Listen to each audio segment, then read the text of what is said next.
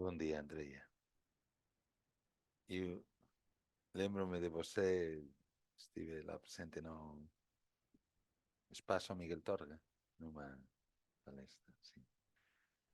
Espero seja você a terceira participante. Tem o microfone mutado, então não posso ouvir, mas já, Já me ouve agora. agora. Ah, eu tive que mudar para aqui para o telemóvel porque no computador não estava a conseguir. Mas Ok? o som é bom, imagino, é você, não? A terceira, pronto, Sim, uma das aqui participantes. mas agora Agora já me ouvem? sim, sim. Agora Ok, vai vir a Rita, certo? que como estive desde o princípio, então pode, digamos, fazer uma continuação mais, pronto. E depois a Andreia será a terceira. A terceira. Tá bom, tá Eh, bom. Acho que me vou manter aqui pelo telemóvel que acho que é mais seguro. Tudo bem. Agora, durante a apresentação de CRA e tudo isso, podemos desligar até CRA para ter mais banda, mais banda, ancho de banda, ¿no? Nos dicemos en español. Más largo de banda, imagino en portugués. Y a María fez uma hora, vocês podem estar à vontade, podem fazer 40 minutos, 50 ou até a hora, mas Eu não, tinha a não faz. indicação que era às 9h30, por isso só entrei às 9h30. Começou mais cedo. Sí, porque eran las 9:30 en España, 8:30 en Portugal. Y Ah, ok. Eu só vi 9h30, então entrei às 9h30. pues nos, a veces ponemos esa coletilla CT, que es Central European Time, mas às veces as persoas non, tamén non, pronto, non é tan claro, non? E acontece moito, con moita frecuencia, non? Mas depois, como Estas fica más. gravado, eu vou ouvir o que a Maria disse. Exactamente, e vamos facer un resumo. Ao final, Ok, depois facemos uns minutos de debate e un resumo e pronto, para certo, ficar. Depois ela vai enviar tamén en español e en inglés toda a presentación, máis as referencias que estive a dar e demás. Vocês certo. partillen que son do ámbito das leis do direito, então probablemente ten unha resonancia, non? Tamén as coisas que a María presentou. Pronto. Benvindos outra vez. Temos tido, imagino, un bocadiño de desbandada, como decimos tamén. Algúnas persoas saíron, mas aquí o importante é que fica grabado, enregistrado e nos ficamos moito atentos e con moita relevancia estas ideas que estamos partilhando, estamos a partilhar, estamos a aprender para a nosa acción e noso coaching, digamos, dos membros, ya sean asociações ou cámaras municipais, juntas de freguesías da Rede Internacional de Aldeias de Aprendizaje, que é a que o noso marco de acción e de colaboración. Pronto, sin máis, podes te apresentar, como decía ao principio, Rita, con toda naturalidade. Aquí estamos entre amigos e eu deixo-te, imagino que o Gerardo te pode dar acceso se tens unha Sim, presentación que partillar e eu dou-te a palabra e tiro a miña imagem. então, Obrigada. então E vou Gerardo, ainda tornar. preciso da autorização para partilhar o ecrã, por favor. Sim, eu já vou fazer isso. Ok. Entretanto, se houver alguém que queira entrar, eu ia-te pedir mais ou menos que estivesses atento aí ao lado Ok, disso. sim.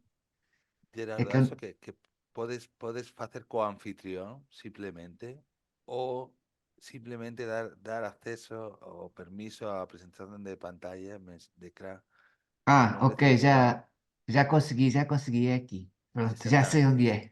E Pronto, já está. tu ficas con o controlo aí Sim, já está, exactamente. pronto. Já Ok, está, boa, já já tem autorização. consigo.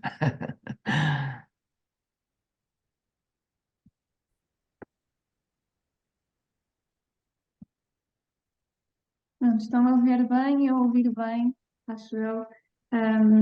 Eu vou tentar falar um bocadinho mais devagar por causa desta questão linguística, mas a qualquer momento também sintam-se à vontade para interromper e esclarecer qualquer questão. Queria agradecer mais uma vez o convite para estar aqui hoje.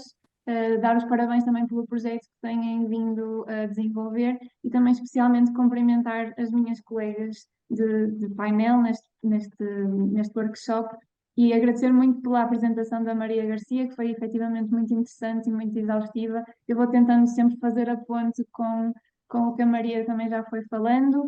Nós vimos que, portanto, todos temos responsabilidade nesta criação do imaginário que também carrega estereótipos e concepções de desigualdade e, portanto, acho que vamos continuar aqui a aprofundar esta discussão que já está a ser bastante interessante, pelo menos da minha perspectiva. Achei interessante a Maria dizer que já trabalha nesta área há 25 anos. Eu não posso dizer o mesmo porque só tenho 25 anos, portanto, trabalho, como devem imaginar, há muito pouco tempo, mas estas questões da igualdade de género, de facto, têm sempre orientado o meu trabalho, quer enquanto profissional na área da sociologia, quer na minha área pessoal de intervenção associativa.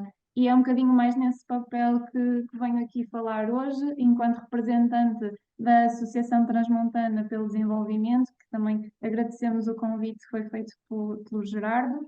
A minha apresentação está organizada de forma um bocadinho diferente. Eu ia começar por apresentar a associação e aquilo que tem sido o nosso trabalho na região transmontana. Vou focar a questão da igualdade de género, no caso português, particularmente no interior, falar-vos dos nossos projetos, principalmente e com mais aprofundamento daqueles projetos que têm necessariamente a ver com a igualdade de género.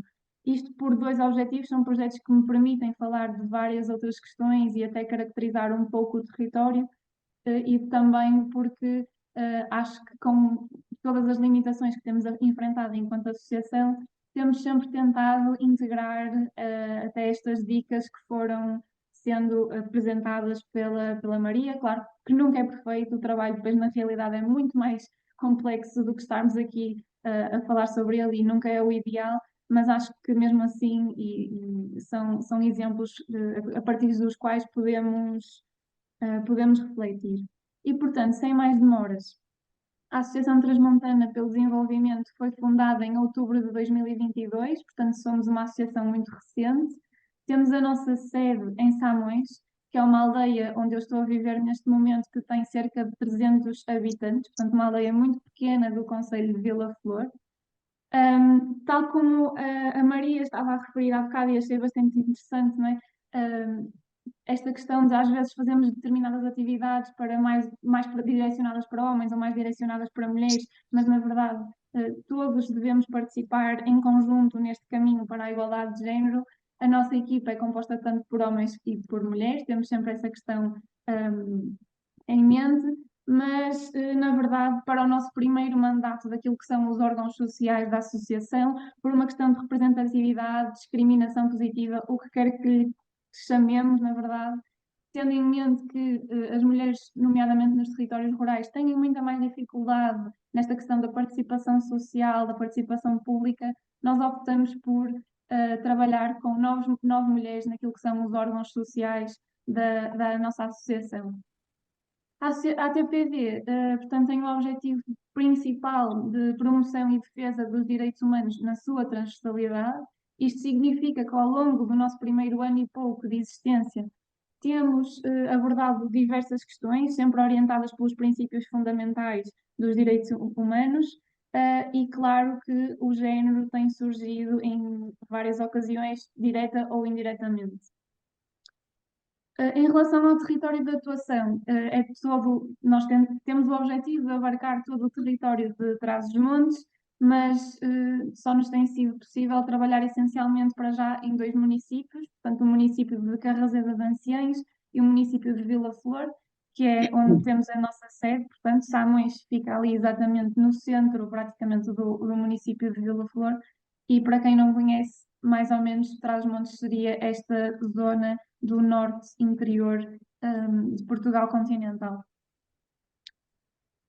Neste slide vêm várias fotografias daquilo que foram as nossas atividades durante este primeiro ano e pouco de existência. Como eu disse, temos abordado temas muito diversos, sempre relacionados com as questões dos direitos humanos, começamos a nossa ação no Dia Internacional dos Direitos Humanos em 2022 com aquilo que nós chamamos o Quiz dos Direitos Humanos, em que instalamos num pequeno palco no mercado de Natal de Vila Flor e dinamizamos uma atividade com o público. Temos alguns produtos de artesanato feitos por pessoas da associação ou daqui da zona, que temos estado em 2 ou 3 feiras e mercadinhos de Natal também para alguma divulgação e um contacto mais próximo com a população.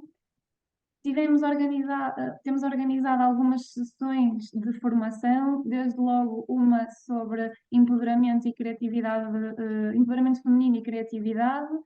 Tivemos uma ação também de formação sobre o desperdício alimentar e a última que nos ocupou, portanto, no último período festivo de Natal, sobre saúde mental nas festas. Temos ainda um projeto em curso, a que nós chamamos de oficinas participativas, em que mais do que momentos de formação também queremos que os nossos participantes, e perdoem-me a redundância, participem ativamente nesses momentos. Também é um projeto transversal onde temos abordado muitos temas diversos. Começamos pela questão dos direitos humanos na arte, e nessa sessão foi bastante interessante trabalhar através da pintura coletiva, que resultou nesta imagem da árvore. Portanto, todas as pessoas que estavam presentes tiveram que trabalhar em conjunto para criar uma imagem daquilo que seria para si uma representação dos direitos humanos. Nesse mesmo projeto também já desenvolvemos ações em relação à agricultura e às migrações, em relação à sustentabilidade alimentar e também à sustentabilidade ambiental, por exemplo, com uma caminhada ao longo do rio, em que fomos fazendo recolha de lixo. Tivemos uma oficina dedicada ao envelhecimento e ao trabalho dos cuidados, através de técnicas participativas do teatro do oprimido, fomos trabalhando estes temas com as pessoas presentes. E a nossa última oficina foi sobre os direitos humanos no desporto, também com jovens atletas do Concelho de Vila Flor, com algumas dinâmicas e alguns jogos também para abordar esta questão do desportivismo e sensibilizar para a violência no desporto. Tivemos uma conversa muito interessante, aquilo que chamamos a conversa no café sobre envelhecimento, e que também, já entrando na perspectiva de género, enchemos o café com cerca de 20 mulheres que nos vieram falar connosco sobre aquilo que é o envelhecimento no interior de Portugal. O ano passado, no Dia Internacional da Mulher, participamos na primeira marcha do Distrito de Bragança, e este ano vamos ver se, em princípio, vamos conseguir também fazê-lo outra vez. E depois também participamos nas celebrações do 25 de Abril, e tivemos aquilo que eu chamo normalmente como 2 grandes projetos do nosso ano de existência, mais ou menos, e que vos vou falar com mais aprofundamento daqui em diante, porque de alguma forma estão bastante relacionados com a questão do género e com a questão das mulheres. E, portanto, um desses é aquilo que chamamos a exposição Vila Flor no Feminino. Este projeto foi uma parceria entre a nossa associação e o Instituto de Sociologia da Universidade do Porto, porque isto é uma questão do nosso trabalho, é sempre tentar manter a ligação com instituições científicas e, portanto, relacionar a investigação e o conhecimento científico também com o conhecimento das comunidades e com aquilo que é a intervenção social propriamente dita. E então este projeto consiste, o Instituto de Sociologia faz parte daquilo que é o Museu da Pessoa, que é uma iniciativa do Brasil, que é um museu digital colaborativo que recolhe, como o próprio nome diz, histórias de pessoas diversas, e o objetivo principal é valorizar o património imaterial e as memórias, valorizar as histórias de cada um e de cada uma, sempre com esse mote de que qualquer que sejam as minhas características, eu tenho uma história para contar e essa história é tão válida como a de qualquer outra pessoa. E então nós optamos por este tema, Vila Flor no Feminino. Queríamos cruzar a questão da igualdade, da desigualdade ou igualdade de género com a questão do território. Porquê? Porque verificamos que as mulheres dos espaços rurais se encontram numa situação particular, e são vários os indicadores, desde logo, que revelam que vivem pior do que os homens rurais, mas também que as mulheres urbanas são normalmente afetadas proporcionalmente pela pobreza e pela exclusão social, enfrentam salários baixos, precários, são afastadas dos cargos de decisão e do espaço público, vivem sobrecarregadas com aquilo que é o trabalho produtivo, mas também o trabalho doméstico reprodutivo. Muitas vezes esse trabalho também é desvalorizado e não pago, não é? Claro que já estamos no século XXI, já notamos alguma mudança social no mundo rural, mas permanecem aquilo que são fatores tradicionais e interiorizados da desigualdade de género, como também já ouvimos aqui hoje, por parte da intervenção da Maria. A verdade é que as mulheres, particularmente nas comunidades rurais, contribuem ativamente para a manutenção, conservação e desenvolvimento das mesmas, quer em termos económicos, mas também sociais, desempenham um número muito grande de tarefas, nomeadamente a produção, comercialização, o cuidado, a transmissão de conhecimentos e tradições. E, portanto, com esta iniciativa queríamos valorizar o seu papel, as suas histórias, as suas vozes. Numa linha que quero esclarecer desde já, que é uma particularidade também do discurso, e como a Maria diz, o nosso discurso também carrega concepções e estereótipos, não acreditamos no empoderamento no sentido de dar voz às pessoas. As pessoas já têm a sua própria voz e, portanto, o nosso trabalho é de facilitador, de mediador e de certa maneira, fazer com que essas vozes cheguem mais longe e sejam ouvidas e valorizadas. Eu ia propor, se conseguir, desculpem, se conseguir passar aqui um exemplo de uma destas histórias que recolhemos, espero que consigam ouvir. Por favor, depois digam-me se não estiver a funcionar.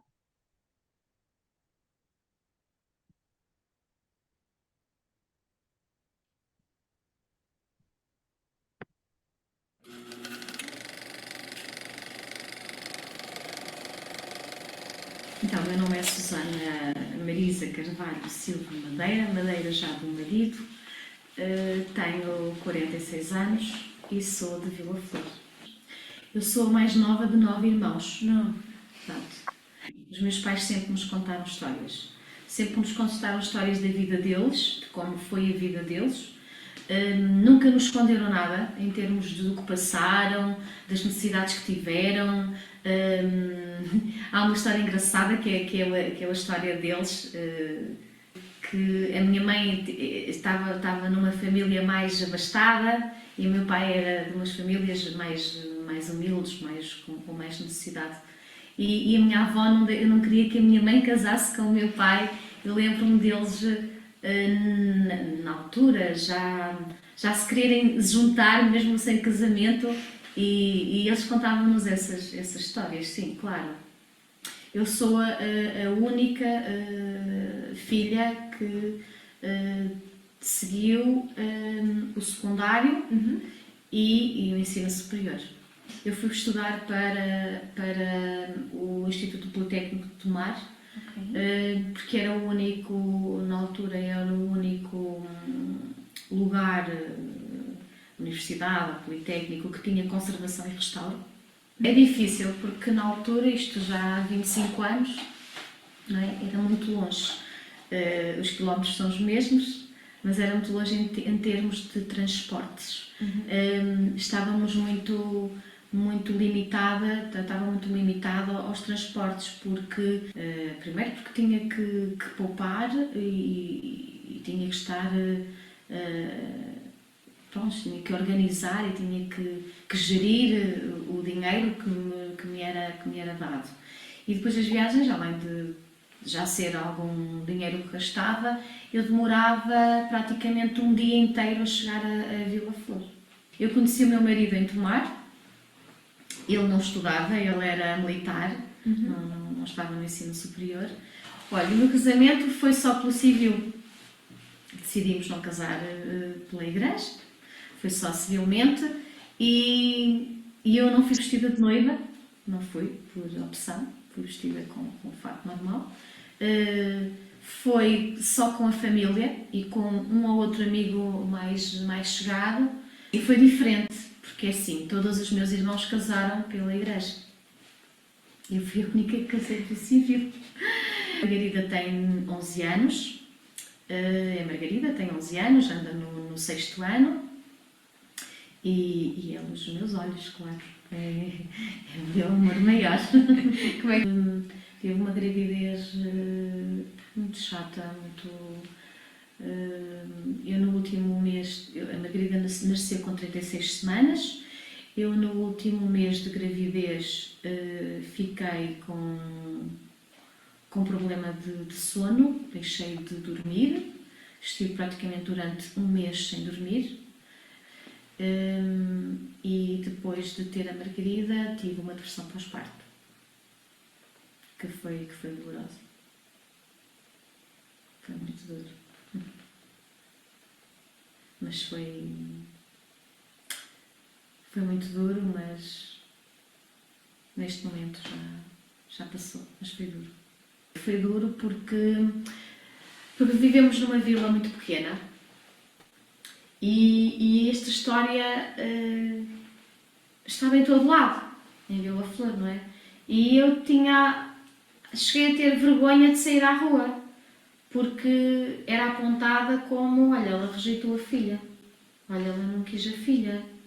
Isto, o que é muito duro, porque nós só pedimos ajuda, não é? Para mim, ser mulher é ser livre. Para mim, ser mulher é igualdade. Eu sou uma feminista. Eu serei sempre aquela que estará no meio e face a que o nosso lugar seja visto e seja conseguido.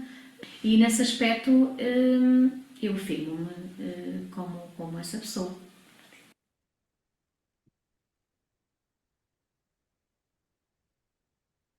Pronto, espero que tenham conseguido ouvir. Eu deixo desde já o convite para explorarem também esta plataforma, depois posso enviar o acesso à plataforma. O site do Museu da Pessoa tem várias coleções, esta é uma delas. Esta história trouxe-a como exemplo e também por esse objetivo que é essencial neste trabalho de não falar pelas pessoas e não falar pelas mulheres, portanto, a própria Susana a contar-nos partes da sua trajetória, partes da sua vida e, de certa maneira, agora passando àquilo que são algumas das conclusões a que conseguimos chegar com este projeto, verificamos desde logo que as mulheres valorizam muito o seu território de nascença, há uma identidade forte de pertença que se traduz em várias expressões, como por exemplo, gosto muito da minha aldeia, ou sou transmontana e grito bem alto. Claro que as narrativas são plurais, não é? Aquela questão, voltando ao que a Maria nos falava sobre somos pessoas diversas e, portanto, obviamente que as nossas trajetórias e as nossas histórias, as nossas narrativas vão ser também elas próprias diversas, têm também aquilo que são tendências da sociedade portuguesa e muitas vezes movimentos até contraditórios. Portanto, somos todos pessoas que vivemos inseridos numa sociedade entre aquilo que é a modernidade e entre aquilo que é a tradição e vamos fazendo aqui os nossos percursos entre a ruptura com essa tradição, mas também com essa continuidade. A maioria destas mulheres associa a figura feminina à liberdade quando questionada diretamente sobre aquilo que é ser mulher. Ainda assim, também nos seus discursos é possível verificar como partilham situações e representações do que a mulher é em termos de estereótipo de género, ou seja, a boa mãe, a mulher que sempre desejou o casamento, a mulher que cuida, a mulher que faz os possíveis e os impossíveis pelos outros e trabalha dentro e fora de casa. Mas também estas histórias contam-nos aquilo que é viver fora do padrão e que tipo de consequências é que enfrentam por não corresponder às vezes a este padrão. Como não podia deixar de ser, há relatos de sonhos que ficaram por cumprir, há histórias de novos objetivos que foram substituindo estes sonhos e foram sendo alcançados. Há muitas memórias ligadas com a vida rural, da dureza, da pobreza extrema nas aldeias, de famílias alargadas, em que nem sempre os recursos chegavam para todos. Ainda assim, são mulheres felizes, fortes, realizadas, e também é essa a visão que queremos transmitir com este projeto, uma visão que não é estereotipada daquilo que é a mulher rural. A mulher rural não precisa de parecer de uma determinada forma, não é necessariamente pouco escolarizada, algumas delas estudaram no ensino superior, outras não, e portanto também passar esta imagem de diversidade. Não sei se têm alguma questão, se posso passar já a outro projeto, se querem saber mais sobre este. Também há outras dimensões que podem ser captadas nestas histórias pessoais, desde logo a história do nosso país, nomeadamente, por exemplo, este excerto que temos aqui sobre o 25 de Abril. Portanto, a Dona Paula lembra-se de nascer bem antes do 25 de Abril, e a mãe dizia-lhe que tinha que ter cuidado com as pessoas e com quem é que falava, com quem é que confiava. Há bastantes relatos sobre esta identidade feminista e de igualdade, um, e, portanto, de lidar com aquilo que a sociedade impõe às mulheres, com a família, com o estar em sociedade, com as discriminações, com esse padrão a que nem sempre conseguimos corresponder. Entretanto, trago-vos aqui mais dois. Sim, Gerardo, depois posso deixar o link no chat, depois quando terminar, ou até agora, não sei. Vou ver se consigo. Obrigado. Acho que devo conseguir.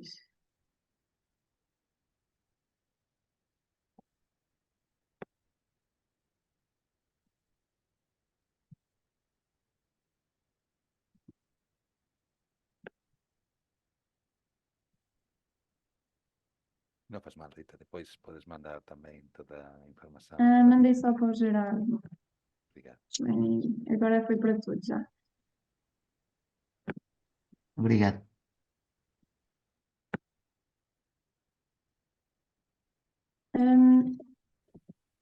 Pronto, e continuando, falando de outros dois projetos em que a nossa associação participou. Desde logo, portanto, no dia 8 de março do ano passado, participamos na elaboração daquilo que nós chamamos o Manifesto da Mulher Transmontana, e eu trouxe-vos aqui também para podermos já refletir sobre aquilo que é a realidade da igualdade e da desigualdade de género em Trás-os-Montes.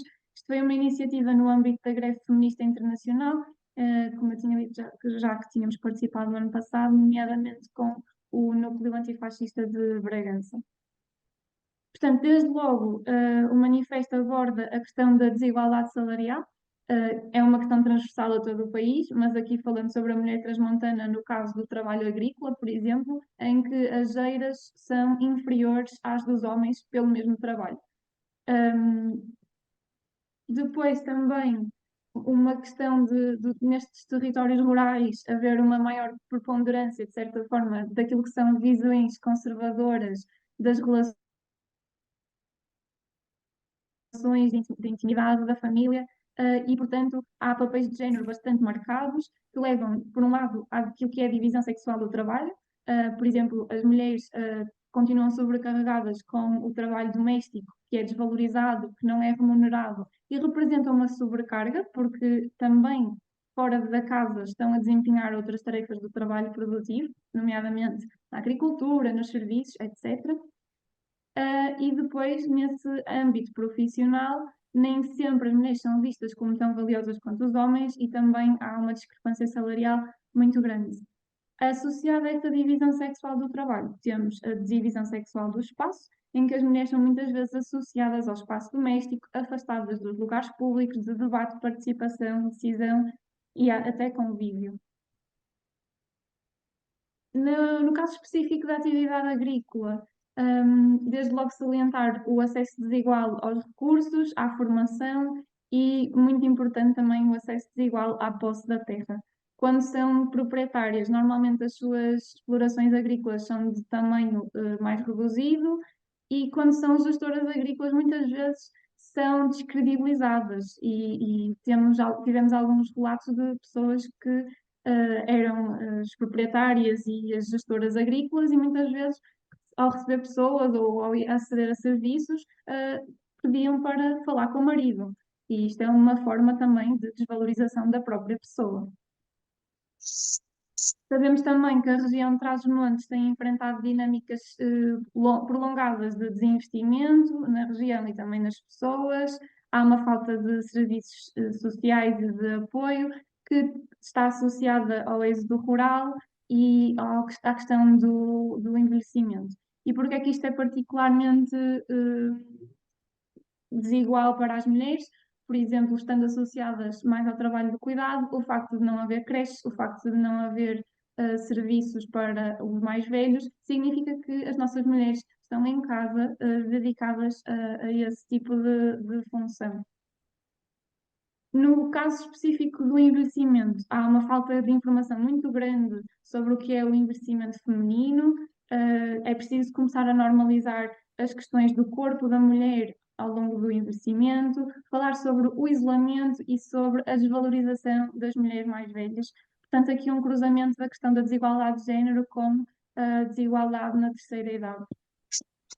Temos também assistido a uma característica específica de Trás-os-Montes enquanto território rural sobre a normalização e falta de discussão sobre a violência doméstica, que é muito agravada pela questão do isolamento e pela falta de sistemas de apoio.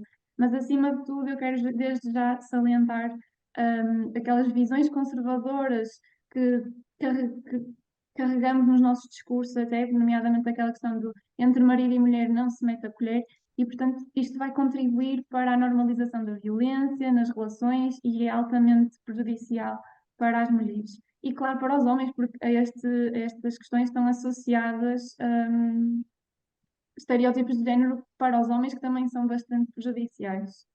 Pronto, voltando à questão do envelhecimento, a mulher idosa é mais suscetível, portanto, à questão da violência e há também a questão do analfabetismo, portanto.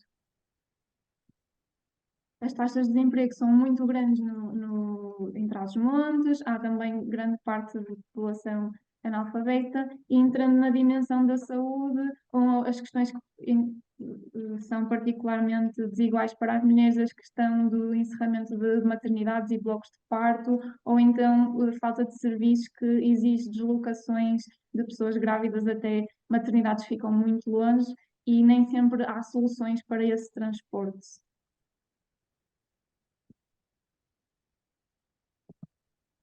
O nosso outro projeto foi no dia 25 de novembro, portanto, uma ação para marcar o dia de eliminação da violência contra mulheres e meninas, e nós basicamente fizemos uma distribuição deste instrumento chamado o violentómetro. Em que é que consiste? Basicamente, classificar ações violentas no seu grau, portanto, de 0 a 30. E isto mostra o quê? Coisas como às vezes fazemos no nosso dia a dia e que achamos que não estamos a ser violentos ou que não estamos a causar mal-estar, e sempre foi assim, e portanto continuamos a reproduzir essas piadas ofensivas, essas chantagens, o desprezo. Isto sim são as primeiras manifestações de violência. É preciso começar a chamar as coisas pelos nomes.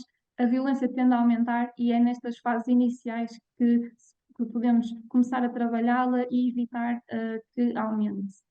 Claro que isto, como sabemos, começa a aumentar para outros níveis, nomeadamente carícias agressivas, ferir, o controlo, tu não podes estar com aquela pessoa, ou não podes gastar este dinheiro, não podes vestir isto, etc.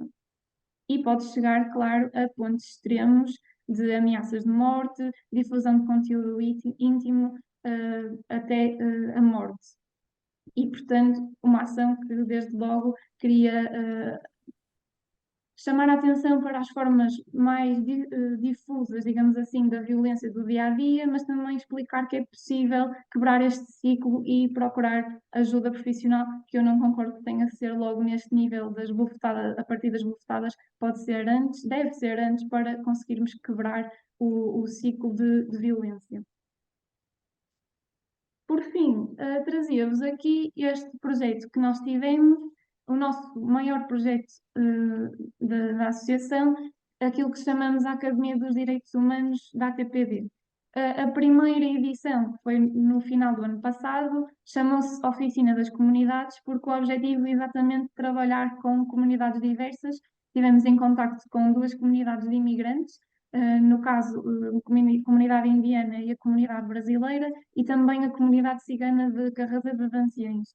E este projeto basicamente consiste numa espécie de escola de trabalho, de campo de férias ou academia de verão, como quiserem chamar, em que estudantes universitários venham para o nosso território desenvolver trabalho na área social.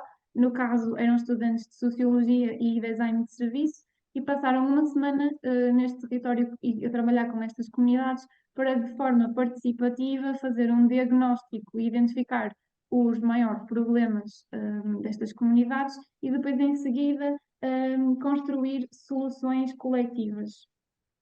E porquê é que eu vos trago este projeto aqui? Que não necessariamente parece à primeira vista estar relacionado com o género, porque ao longo dessa semana também foi possível captar dinâmicas de género que são diferentes de comunidade em comunidade. Começando pela comunidade indiana. Notamos que a comunidade indiana em Carrasco de Anciães é 100% composta por homens. Portanto, é uma imigração em que os homens vêm do seu país, deixam as famílias para trás e estão sujeitos a situações muito precárias e de exploração laboral para conseguir ao máximo poupar dinheiro, muitas vezes até com situações em que não comem e de fome para conseguir poupar dinheiro e enviar esse dinheiro para as suas famílias. E o que é que está aqui em causa? Aquela questão dos estereótipos de género que também afetam os homens, portanto, a figura do homem que vai providenciar para a sua família, que pronto, é altamente também desgastante. Depois, no caso da comunidade brasileira, apesar de só estarem aí 3 rapazes na fotografia, a comunidade brasileira é composta por famílias e há é uma situação muito específica para as mulheres, porque nos falavam sobre o facto de serem estigmatizadas e discriminadas por serem brasileiras e essa imigração estar associada a uma imigração para o trabalho sexual, para a prostituição. E muitas das pessoas que falaram connosco sentiam mesmo essa necessidade de se distanciar. Eu vim para Portugal, mas vim com a minha família. Não vim para destruir os lares portugueses e não vim para o trabalho sexual. O que, desde logo, mostra um conjunto de estereótipos altamente penalizador e tem efeitos gravíssimos no bem-estar desta comunidade. E depois temos a comunidade cigana, que também, como acho que é quase de conhecimento geral, as meninas da comunidade cigana enfrentam situações precárias de habitação, o que tem efeitos desde logo na questão da saúde menstrual, são retiradas da escola e não têm o mesmo acesso à educação, são mães muito cedo e têm vários filhos em situações também de pobreza extrema e, portanto, também muito associado à dimensão da igualdade ou da desigualdade de género, como lhe quisermos chamar. E eu trouxe este projeto aqui, portanto, para abordar todas estas questões, mas também para passar para um conceito que nos é muito caro, que é o conceito do feminismo interseccional. E o que é que isto significa? Significa que a questão de género está relacionada com várias outras questões, desde logo a orientação sexual, a etnia, a classe social, e, portanto, quando olhamos para a igualdade de género, não é possível tirá-la de contexto, é preciso ver todas estas questões que estão interligadas e, portanto, pondo isto numa linguagem muito simples, eu, enquanto mulher jovem, escolarizada e branca, não passo pelo mesmo tipo de desigualdade que uma mulher imigrante, que uma mulher cigana, que uma mulher idosa, que etc, etc, por aí fora. Eu tenho aqui uma definição daquilo que é a interseccionalidade, portanto, trata a interseção de vários eixos, o racismo, o patriarcado, a opressão de classe, portanto, vários sistemas discriminatórios que criam desigualdades básicas e que estruturam toda a nossa vida enquanto indivíduos e enquanto membros da sociedade. Portanto, é para deixar aqui esta nota de ser uma perspectiva que tem orientado, de certa maneira, o meu trabalho, mas também a nossa associação. Outra questão que queria trazer é a questão de tudo aquilo que está invisível numa primeira abordagem mais simplista. Portanto, aqui nesta imagem da esquerda, o que é que está em cima? A metáfora do iceberg é bastante clara para percebermos isto visualmente até. Portanto, vemos um topo que está visível e que é valorizado, mas por baixo desse topo do iceberg está muitas outras coisas que estão submersas. Portanto, em cima temos o mercado produtivo, do dinheiro, do Estado, etc., de âmbito público. Mas em baixo temos tudo aquilo que suporta a vida de âmbito privado, o trabalho não remunerado, o trabalho doméstico, o cuidado, a comunidade, etc. Do outro lado, por exemplo, também esta metáfora aplicada à questão da violência de género. O que é que vemos muitas vezes? O abuso sexual, o assassinato, a violação, casos extremos. Mas por baixo estão tudo aquilo que nós também já aqui falamos, o micromachismo, a linguagem sexista, o humor sexista, etc. Isto para dizer o quê? No nosso trabalho é preciso também sempre ter esta base de visibilizar o invisível. Foi o que tentamos fazer com as histórias das mulheres rurais, que por si só são histórias normalmente invisibilizadas, que não estão no domínio público. E este processo de visibilizar o invisível também, como dizia a Maria na sua apresentação, e como todos os outros processos, é preciso que tenha uma lente sensível ao género. E esse trabalho todo também é preciso que seja feito de forma colaborativa, com parcerias como este projeto onde estamos, que nos trouxe aqui hoje, trabalhar em rede. E agora, dando um passo atrás, eu ia entrar em algum contexto histórico sobre aquilo que é a desigualdade de género em Portugal, que desde logo foi o país que viveu a mais longa ditadura da Europa Ocidental. Isto já não é um trabalho da ATPD, é um trabalho que eu fiz e publicava num working paper, portanto não é propriamente uma questão muito aprofundada, mas que nos dá algumas luzes sobre a evolução do feminismo em Portugal e algum tipo de, se calhar, justificação de porquê estarmos ainda num país e num contexto com visões conservadoras tão interiorizadas. E, portanto, sabemos que a ditadura salazarista estava associada a uma ideologia muito própria. Sabemos muitas vezes e falamos abertamente da criação do homem novo, mas isto em termos ideológicos também tem o reverso da moeda, que é a criação da mulher, da nova mulher. E, portanto, havia um discurso ideológico, um sistema de valores que era transportado pelo próprio aparelho do regime, que influenciava várias esferas da vida das pessoas, portanto, com vários organismos de propaganda e difusão dessa ideologia. E, portanto, havia vários mecanismos de socialização de género para criar esta nova mulher portuguesa, que estava associada aos estereótipos de boa esposa, de boa mãe, e isto tem efeitos também no próprio processo daquilo que é o percurso histórico do feminismo em Portugal.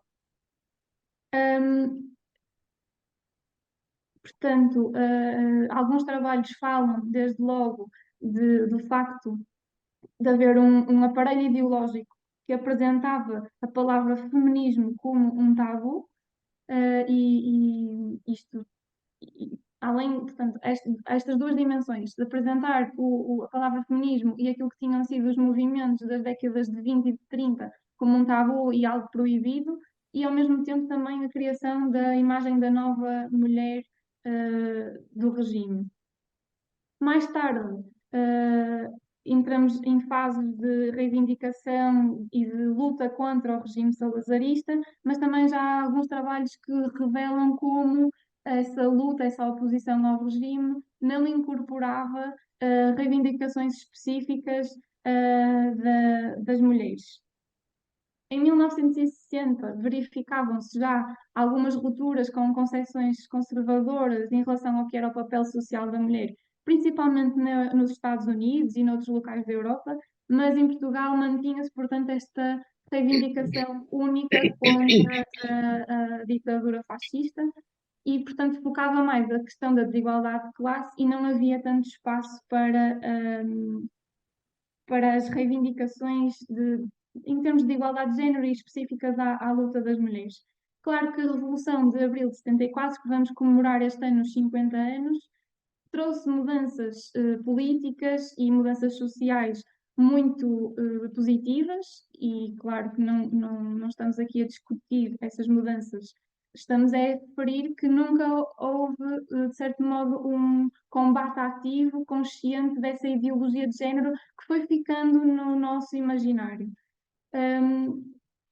De acordo com um desses estudos, algumas questões da segunda vaga do feminismo, já nos anos 70, até são captadas por grupos e por associações em Portugal, e nesta altura surgem novas áreas de intervenção feminista, nomeadamente a questão da violência doméstica, a questão do aborto, que vão sendo exploradas até nas décadas seguintes, mas continua a ser evitada a todo o custo a palavra feminismo. O movimento feminista rejuvenesce mais particularmente a partir dos anos 90, com a globalização, devido até à articulação de redes de mulheres numa escala internacional, e em Portugal há, portanto, a participação nestas redes por algumas associações. Foi o início de um período de mudança, onde o movimento feminista, na sua diversidade, vai abarcando aquilo que são as velhas reivindicações, mas também novas reivindicações, nomeadamente a questão da paridade, a liderança feminina, a violência de género, e depois já entramos um bocadinho na onda da interseccionalidade, com os direitos das mulheres lésbicas, os direitos das mulheres imigrantes. Ainda assim, lá está, as visões e os discursos inerentes ao Estado Novo nem sempre têm vindo a ser desafiadas, e mantém-se este imaginário, ainda que com mudanças muito importantes, nomeadamente a entrada da mulher no mercado de trabalho, o direito à interrupção voluntária da gravidez, o direito ao voto, etc. Mas a verdade é que verificamos neste processo uma acentuada descontinuidade no movimento feminista devido à ditadura salazarista, uma forte ideologia de género do regime, nomeadamente antifeminista. E, portanto, esta diluição do feminismo no antifascismo continua, de acordo com alguns autores, a ter repercussões no país, nomeadamente no país do século XXI, onde continuamos a ter indicadores como, por exemplo, as mulheres mais qualificadas do que os homens, mas com graves disparidades salariais, com a genderização, aquilo que é a genderização das profissões, por exemplo, e, portanto, a questão é, este Portugal desigual não pode ser associado a uma herança destes valores salazaristas? Se calhar sim, se calhar há um padrão tradicional num quadro daquilo que é alguma modernização, no quadro de alguma mudança, mas que, e tal como a Maria nos falava, há estruturas deste imaginário de desigualdade, de opressão, que continuam a vigorar nos dias de hoje, e, portanto, é preciso continuar a combater estas questões, sem nunca também tomar por garantido toda esta evolução positiva.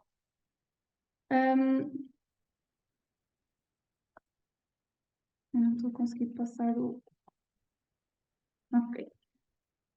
Focando especificamente no contexto transmontano, tenho aqui dois excertos de duas notícias, portanto, dados da GNR no Distrito de Bragança, nos falam de um aumento de atendimentos de vítimas de violência doméstica entre 2022 e 2023.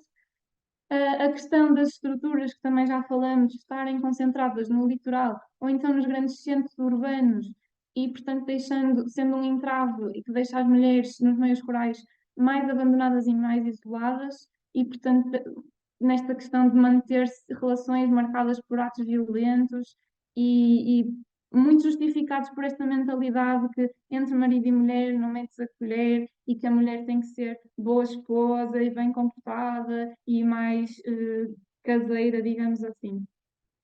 E o que é que significa isto? Que é preciso desenvolver uma ação concertada, corretiva, de intervenção social, que elimine esta manipulação ideológica e que vise, sobretudo, a educação para os direitos das mulheres, que são, por si só, direitos humanos.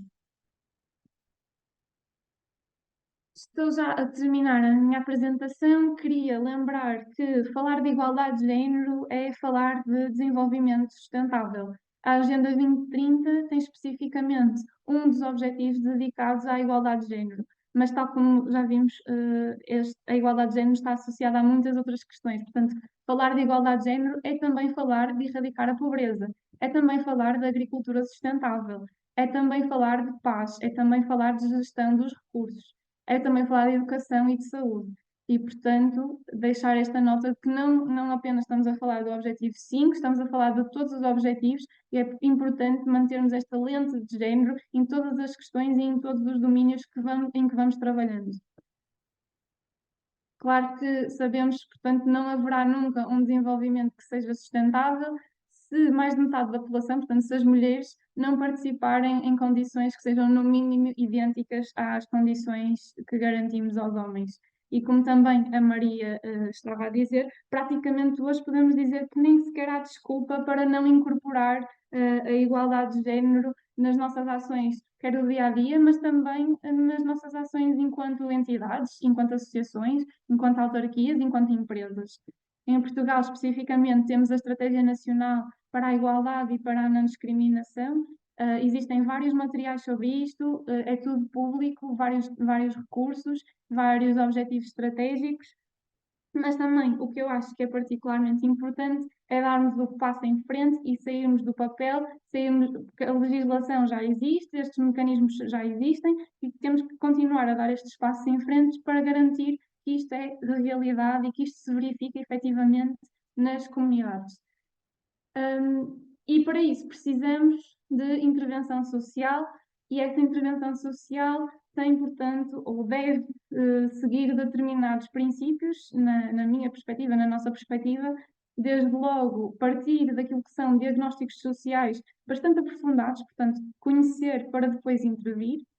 Esse conhecimento tem que ser gerado de forma participada, aliás, todo o processo de intervenção social tem que ser feito de forma participada, de forma horizontal, de forma inclusiva, de forma emancipadora. É essencial na minha perspectiva, e há vários também estudos em relação à importância da triangulação de dados, ou seja, às vezes não basta fazermos um inquérito ou utilizarmos dados estatísticos, temos mesmo, na minha perspectiva, outra vez, que ir para o terreno, estar com as pessoas, fazer entrevistas, viver a própria realidade, e quanto mais aprofundado e quanto mais triangulação de dados houver, melhor conhecemos essa realidade e, portanto, mais adequada será a nossa intervenção sobre ela. Relativamente a esta questão dos dados estatísticos, uma parte que me parece relevante, claro que é altamente importante aquilo que a Maria estava a falar, é essencial, na verdade, de termos indicadores e recolhermos indicadores com essa perspectiva de género, portanto, com a diferença entre aquilo que é ser homem e aquilo que é ser mulher, mas é muito importante também a triangulação e dar esse passo em frente, no sentido de ir complementando com outro tipo de informações, porque há, como é óbvio, determinadas dinâmicas que nem sempre conseguem ser captadas pelo aquilo que são os dados mais quantitativos. Por exemplo, eu falo-vos quando estive a realizar o meu trabalho de investigação para a minha tese de mestrado, estava a trabalhar na área das mulheres agricultoras e se me guiasse apenas pelas estatísticas nacionais sobre o trabalho na agricultura, eu praticamente não ia conseguir captar aquilo que é o contributo das mulheres agricultoras, que é um contributo essencial, mas que nem sempre acaba por estar captado nestas estatísticas em que, por exemplo, o homem é o proprietário e é contactado para as formações e faz os registros, mas depois, mesmo na agricultura familiar, o trabalho da restante família, e nomeadamente das mulheres, é altamente importante e não é visibilizado, não é contabilizado. Portanto, voltamos àquela metáfora do iceberg. Nos processos de investigação e intervenção social, altamente importante haver momentos de avaliação, logo desde o momento zero, portanto, uma avaliação ongoing, que vá acompanhando todo o projeto, não se foca apenas nos resultados, mas também no próprio processo. Todo o trabalho, como é óbvio, deve ser feito em relação a objetivos comuns, eu gosto de falar deste caminho da utopia, pode não nos parecer possível chegarmos a um determinado ponto, mas se formos fazendo determinadas ações que nos parecem mais pequenas, que vamos caminhando efetivamente em relação a esse objetivo comum.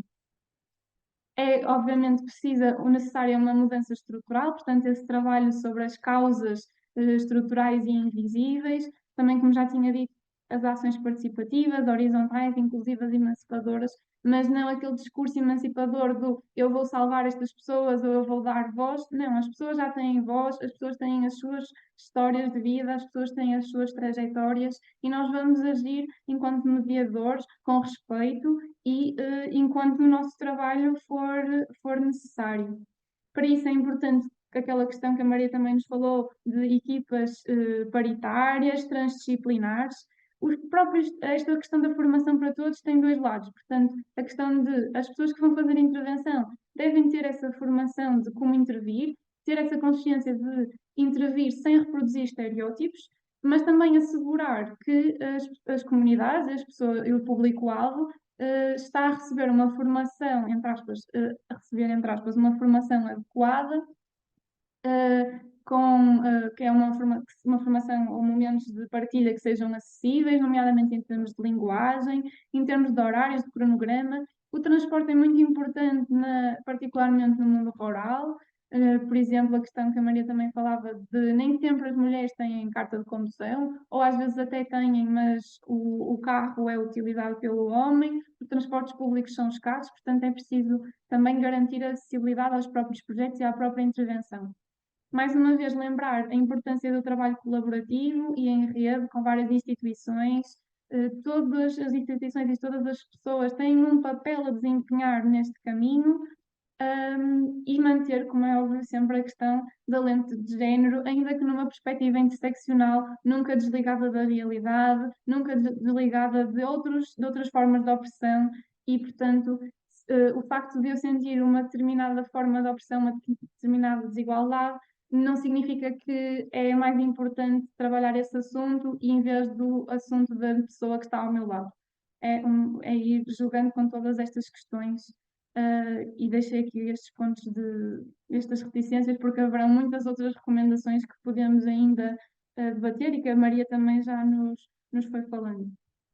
Para terminar, deixar um lembrete para o próximo dia 8 de março, que é já esta semana. A Maria também, de certa maneira, já falou sobre isso. Lembrar uma frase deste livro do Feminismo para os 99%, que nos fala como, em março de 2017, houve um conjunto de ações locais a nível nacional que se transformou num grande movimento transnacional de apelo à greve. E, portanto, para as autoras, um golpe arrojado que repolitizou o Dia Internacional da Mulher. Portanto, distanciou-se destas ações de almoços e aperitivos e cartões comemorativos para trazer as raízes históricas do dia da greve de reivindicação. É um dia político, não podemos ter medo da palavra política, as nossas ações são ações políticas e, portanto, cá estaremos para continuar este processo e dar continuidade a esta história que já tem avançado e com isto termino a minha intervenção, depois posso deixar-vos também os links das nossas redes sociais da associação e convidar-vos para continuarem a acompanhar o nosso trabalho. É sempre bom ter novas perspectivas e novas vozes. Como eu disse, trouxe aqui estes exemplos como exemplos, nunca a intervenção social nunca é o ideal, nunca é perfeita e podemos sempre melhorar e estamos aqui também dispostos a isso. Acho que é também um bocadinho esse o objetivo com a nossa participação hoje. E mais uma vez, muito obrigada pelo convite, muito obrigada pela vossa participação. Obrigado a nós, Rita. Obrigado. Foi um prazer te ouvir. Parabéns pelo traballo tan intenso e tan bom que están a facer lá nos nosos queridos Todos os Montes. Parabéns pelo teu traballo tamén, socioloxía. Tan joven eres e tantas coisas. Muito ben. Obrigado. E obrigado por todas as ideias e as inspirações.